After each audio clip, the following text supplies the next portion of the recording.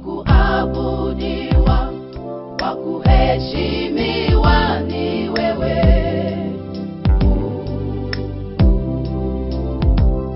Wa kupewa sifa na utukufu ni wewe. Yayuka kwenye kizazi chako, kimbia kwenye kizazi, Mwenye nguvu, wastahili heshima. upite kwenye mfuko wa uzazi. Yayuka, yayuka, yayuka, yayuka, yayuka, upite, upite, ukwache, upite kwenye mfuko wa uzazi. Funguka, efata.